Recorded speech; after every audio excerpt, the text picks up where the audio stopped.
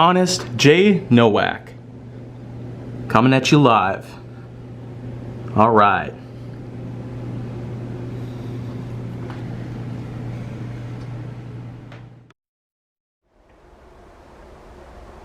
A pleasure to meet y'all at last, and welcome back to HJN Graphix. And now for today, we're going to be taking ourselves a look at something that also seems to come to mind, especially when you look at Mass Effect. The series itself has recently gotten itself a new remastering of the entire original Mass Effect trilogy, known as Mass Effect Legendary. But we're talking about Mass Effect Andromeda, which was at the time the only PS4 release that we got in 2017. Andromeda was also a title that I played quite a while ago. It's been well over a year since I actually picked up a copy from a Target when it was on clearance.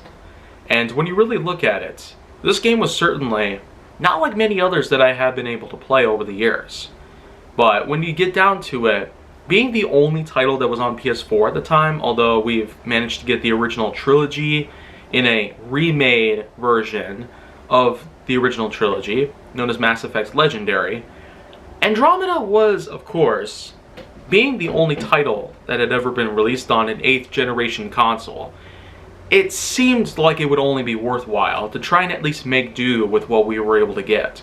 But now that we have the original trilogy back together in a fully remade, remastered HD version, I'd say for sure that it might be time later on, actually, to go try it out. But until then, it's fair to say that Andromeda does deserve a little spotlight here for some time. So, to put it bluntly, I don't necessarily consider this to be very good by any means. It's probably an okay title. It is in fact like you'd expect from most Mass Effect games out there. A third-person shooter sort of game that happens to have the likeness of some other games out there. The third-person capabilities that are usable in this game appear more akin to some others out there, like Tomb Raider or Uncharted or even the newer The Last of Us titles out there. So it does make sense that there are going to be tons of other third-person sort of games out there. Tons of them. I mean, not all consoles are supposed to have some sort of originality built into them when it comes to mechanics, but this title is probably just one of those mere examples that you could pretty much pick up at a very low price. And there's a bunch of reasons for that. A lot of people might not consider this one to be as good as most other Mass Effect editions that have been put into play, especially earlier ones between 2010 and 2013, and that's only because the Mass Effect series had been going on at the time for 10 years. So when you really get down to it, 2017 must have been a really big year for most things that happened in 2007. Lots of big things. It seems that we're going to get ourselves 10-year anniversaries for tons of things out there. And considering how here in 2021 we already have a bunch of anniversaries taking place, like it's the 30-year anniversary of Darkman, Sonic the Hedgehog, and Terminator 2 Judgment Day. It's also the 10th anniversary of most things from 2011, like Batman Arkham City, and Rhett and Link's famous, well, like giveaway contest with Nerf guns being shot at their faces. And who could ever forget? 5 years ago was when a bunch of things happened in my life.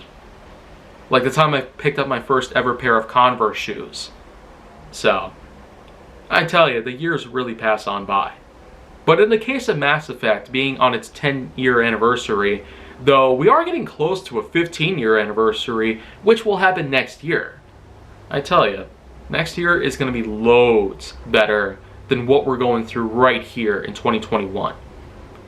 Absolutely fumed about how we're still here somehow.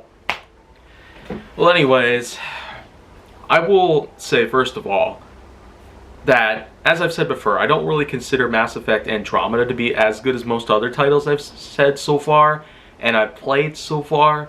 But it's not just because of how it seems to rip off most mechanics and most attributes and most in-game environments to most other games.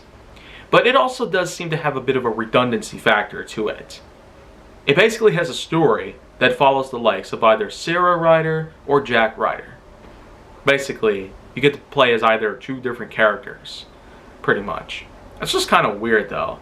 You get to pick one character or a different character. I mean, it does kind of make more sense, because there have been other games out there that allow you to choose who gets to come with you, or who you get to play as throughout the majority, or even the whole entire game in general. Like in Wolfenstein, The New Order, I kind of forgot to mention that real quickly. I will mention that there's a part where you either have to choose between Fergus Reed and somebody else, pretty much. I ended up choosing Fergus to live, pretty much, throughout the rest of The New Order, as well as throughout Colossus. I guess it was just uncanny for me. I'm a big fan of Scottish accents, I guess. But above all that, Andromeda really does give you one of 2 different choices. I went ahead and picked out Sarah Ryder. So, that's what I pretty much did. And my playthrough only went about 7 full hours. I was able to get enough footage for the combination of Season 7 and, well, tons of other things out there. So at this point in time, it's fair for me to point out that with the likes of a lot of things that are relevant to most other titles, and with tons of other things I've mentioned, I don't necessarily consider Andromeda to have whatever kind of originality would usually be met. And glowing reviews aren't necessarily at the top of the tier of all lists. But that's mostly because there's a reason why this game seems to be going out on all sorts of clearance sales throughout the country. Because the biggest thing about it is how boring it could get over time. If you play at it for more than 8 hours, then you might actually feel like you have been wasting your time. I myself had not necessarily played at it for too long, because like I said, I got to 7 hours and then my save data got erased. Because let's not forget, like I said earlier, I bought this last year and I played it last year. Exactly 1 year ago here, September 2020, was when I had a different PS4. That kind of PS4 was faulty and it was breaking down from the inside out. It began suffering from multiple corruption issues, and eventually that thing had to be scrapped. Well, actually, I pretty much just had that thing analyzed and diagnosed and troubleshot, and eventually had the thing sold off as a used, broken console, pretty much. Because it's obvious that it's broken from the inside out. Like, there's a faulty hard drive going on in that thing. So, when you look at it, that thing's pretty much just useless. But for the time that it had been around in, I will say, it lived a pretty good life of 7 years, pretty much. But when talking about Mass Effect Andromeda today, because I was actually able to play it again, but for its included multiplayer mode. Yeah, Mass Effect Andromeda multiplayer mode. If you think that's crazy, then well, again, you could look at it most ways, but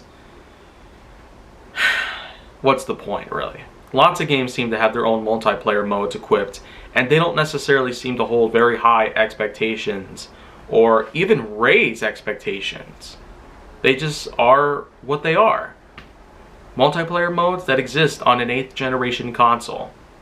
And it's great that we're getting these kinds of things more often so people can give a little trial and error in these things, but it's just not really going to work out all too well for someone like me.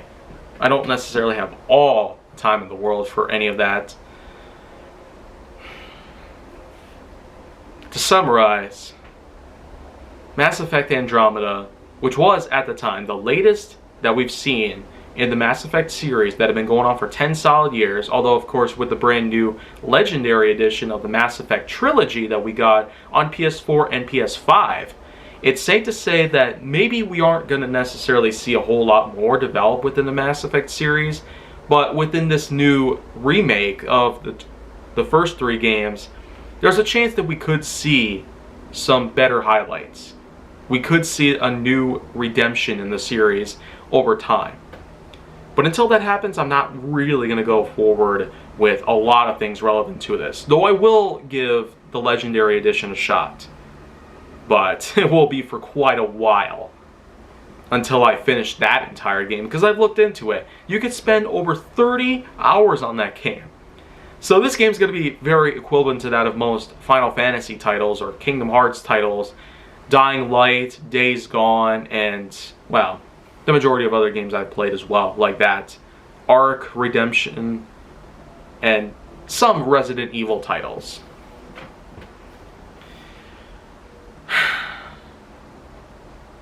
If you want to see more go down on my channel, then make sure that you like, subscribe, comment, follow me on social media, and stay on the Hollywood side.